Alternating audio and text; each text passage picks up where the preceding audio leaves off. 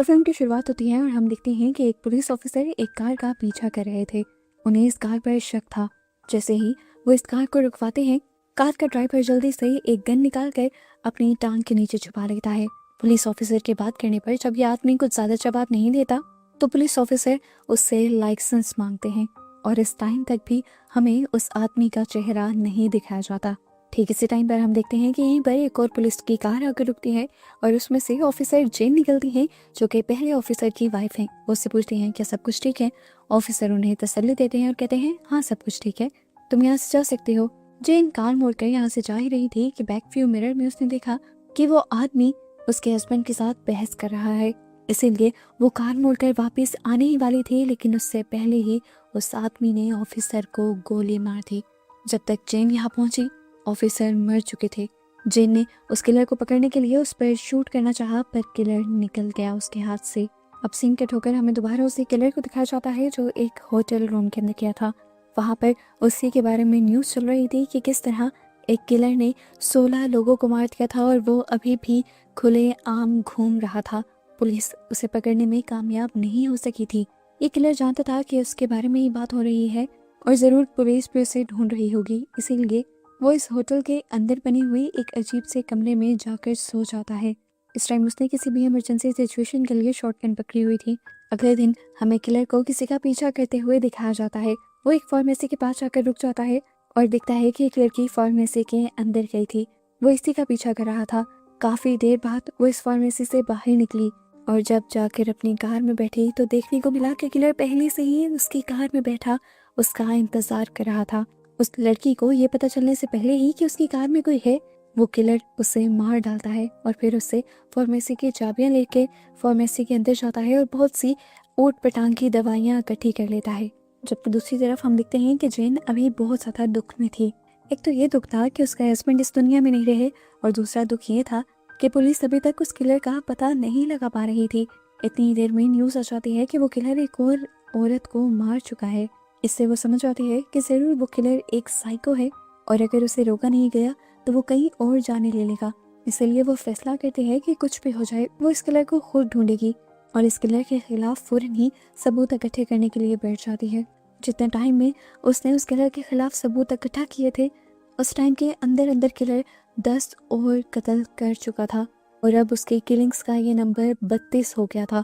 जिसके बाद जेन फैसला करती है कि अब वो घर में रुककर इंतजार नहीं करेगी, वो खुद बाहर निकलेगी।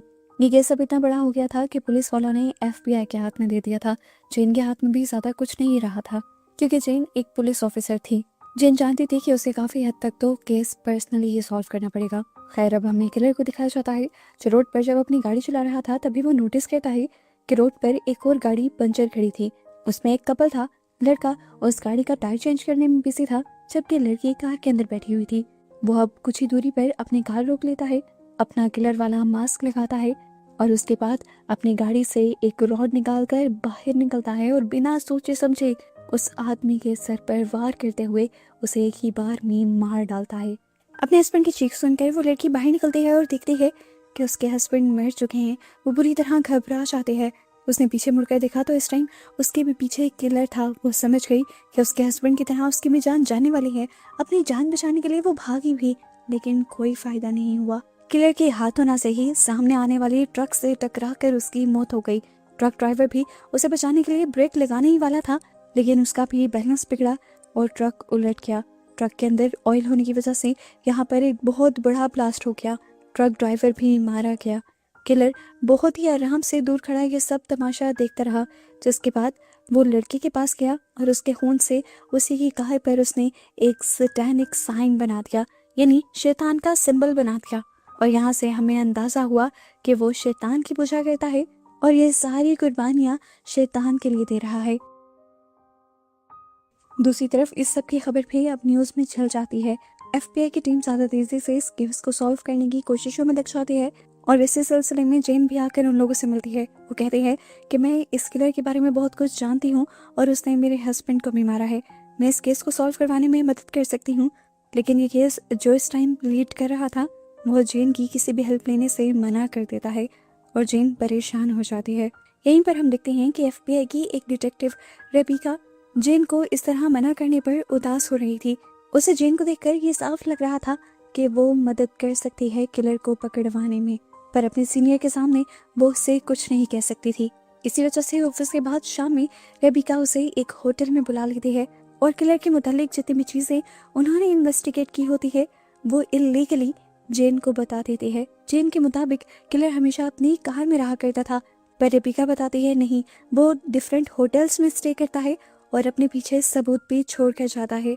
और वो ये सारी किलिंग्स सिर्फ साइको किलर होने की वजह से नहीं कर रहा, उन सारी किलिंग्स के पीछे कोई ना कोई बड़ा मकसद है, क्योंकि वो सारी किलिंग्स बहुत ही ज़्यादा पैटर्न में करता है। अमृतिका उसे एक होटल पे लेकर जाते हैं जहाँ पर वो एक किलिंग करके निकला था। इस होटल के अंदर उसने बहुत सारे सैटेनिक साइंस बनाए हुए थे जिनसे इन्हें पता चला था कि वो किसी कल्ट का हिस्सा है। अब रेबिका के ये लैपटॉप का इस्तेमाल करते हुए जेन और इन्वेस्टिगेशन करती है और इन्हें उस किलर का नाम पता चल जाता है जो कि रिचर्ड था। ये लोग अब यहाँ पर बैठकर ये भी इन्वेस्टिगेट करते हैं कि किलर का अगला स्टेप क्या होगा, वो कहाँ जाएगा और क्या करेगा।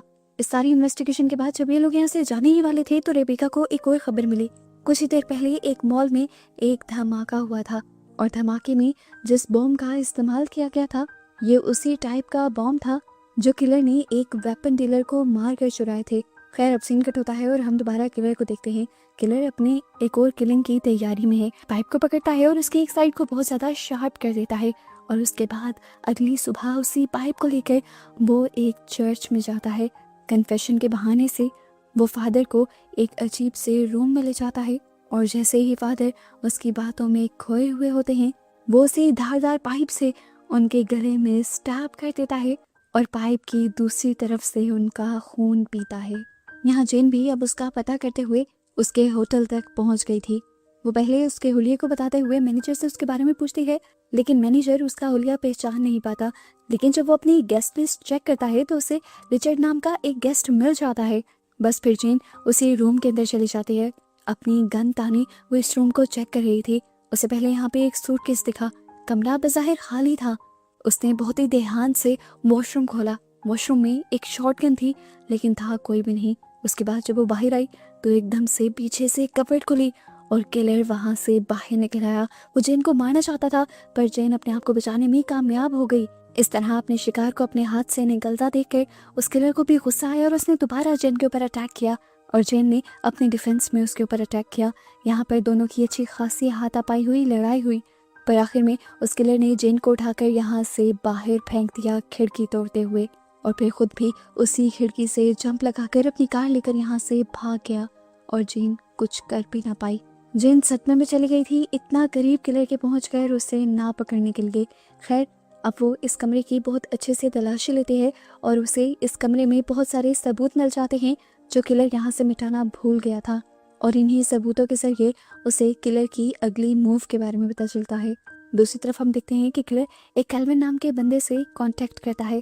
कैल्विन उसे बताता है कि हमने न्यूज़पेपर में तुम्हारा ऐड देखा है, तुम एक सैटेनिक कल्ट के मेंबर हो और हम भी ऐसे ही एक सैटेनिक कल्ट के मेंबर हैं। तुम एक साथ मिलकर सारा काम कर सकते हैं और हम जानते हैं कि तुम एक बहुत बड़े पर्पस के लिए काम कर रही हो। अगर तुम चाहो तो उसमें हम तुम्हारी मदद कर सकते हैं। किलर भी उनकी बात मान जाता है और उनके बताए एड्रेस पर आ जाता है। यहाँ पर वो देखता है कि उन जैसे और भी लोग थे और सभी ये दावा कर रहे थे कि वो शैतान की पूजा करते हैं और इस सब के दौरान वो अजीबोगरीब ड्रग्स का इस्तेमाल कर रहे थे। और ये देखते हुए रिचर्ड समझ आता है कि ये लोग किसी कल्ट के मेंबर नहीं, इन्होंने अपना ही कोई अजीब सा कल्ट बनाया हुआ है। खैर वो यहाँ पर इन लोगों से कुछ नहीं कहता और कैल्विन के साथ अपने रूम में आ जाता है। उसने नोटिस किया था कि कैल्विन बाकी मेंबर्स जैसी कोई हरकत नहीं कर रहा। वो कैल्विन से कहता है कि मुझे एक इंसान का पता चलाना है जिसका नाम एड्रेस मुझे कुछ भी नहीं पता, बस मैं ये जानता हूँ वो काम क्या करता है। कैल्विन उससे कहता है तुम्हारा काम हो जाएगा। इसके बाद जब किलर न्यूज़ ऑन करता है तो देखता है कि वहाँ पर जेन ही इंटरव्यू दे रही थी और वो उसी के बारे में बात कर रही थी। अजीब बात थी कि किलर की इंटरव्यू देखकर खुश हुआ था। सिर्फ यही नहीं, अगले दिन तो उसने पुलिस स्टेशन में कॉल भी कर दी थी जेन के लिए। जब जेन को ट्रांसफ़र की जाती है तो वो जेन से कहता है मुझे खुशी है कि तुम मेरा पीछा कर रही हो और तुम मुझसे डरी नहीं। खुद तक पहुंचने के लिए मैं तुम्हारे लिए सबूत छोड़ता रहूंगा रास्ते में। ये सुनकर जेन हैरान हो जाती है कि उस किलर ने खुद उसे कैसे कॉल कर ली थी। खैर अब वो और भी ज़्यादा होशियारी से काम करने वाली थी क्योंकि जानती थी कि किलर जो कह रहा है वो ठीक कह रहा है। सीन कट होकर दोबारा हमें दिखाया जाता है उसी कल्ट को। वहाँ पर उस कल्ट का लीडर थॉमस पहले अपने कल्ट के सभी मेंबर्स को ड्रग खिलाता है और उसके बाद उनसे ऊट पटांग की हरकतें करवाता है। किलर जो खड़ा ये सब देख रहा था उसे सब बहुत ज़्यादा बुरा लगता है। वो देखता है कि अभी इन सब में केल्विन नहीं था। हम देखते हैं कि जब जब किलर केल्विन से मिलता है तो वो अपना मास्क भी हटा देता है, ऐसे जैसे उसे केल्विन पर पूरा भरोसा हो। खैर अब केल्विन ने उसे उसके बताए आदमी का एड्रेस, नाम और फ़ोन नंबर दे दिया था, तो यहाँ आने का उसका मकसद पूरा हो गया था। अब वो केल्विन को एक मशवरा देकर जाता है कि तुम उस कल्ट के लोगों जैसे नहीं हो, तो आइंदा के बाद अंदर मत जाना, मैं तुम्हें छोड़ रहा हूँ। केल्विन को उसकी बात अभी समझ नहीं आई थी, लेकिन थोड़ी देर बाद आ जाने वाली थी। अब वो एक एक्स और पेट्रोल की कैन लेकर वापस उसी मेंशन के अंदर जाता है और जिस रूम में वो उटपटांग की हरकतें हो रही थी उसी रूम में जाकर वो सभी लोगों को अपनी एक्स से बेदर्दी से मार डालता है। एंड पर वो उनके लीडर का सर ही उस एक्स से खोल देता है, जिससे खून चारों तरफ फैल जाता है और उसकी भी बुरी तरह मौत हो जाती है। जिसके बाद वो इस सारी जगह में पेट्रोल डालकर आग लगा देता है। ये सब काम खत्म करने के बाद जब वो यहाँ से जाने ही वाला था तो उसे खिड़की के पास एक साया दिखाई दिया। वो जान गया था कि जरूर वहाँ कोई है, इसलिए वो अपना मास्क उतारता है और एक स्टिक पर लगाकर उसे खिड़की के सामने कर देता है और खुद दीवार के पीछे हो जाता है। मास्क के सामने जाते ही एक गोली चलती है और मास्क टुकड़े टुकड़े हो जाता है।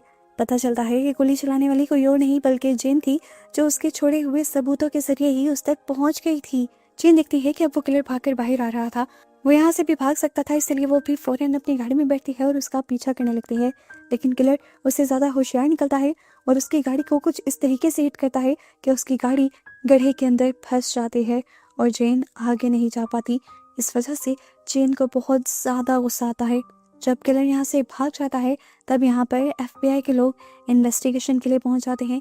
हालांकि जेन ने इन्हें काफ़ी पहले खबर कर दी थी कि वो किलर यहाँ पर है, लेकिन ये लोग टाइम से लेट आए क्योंकि उन्हें जेन की बातों पर यकीन नहीं था और इसी वजह से जेन अब FBI पर भी बहुत ज़्यादा गुस्सा थी।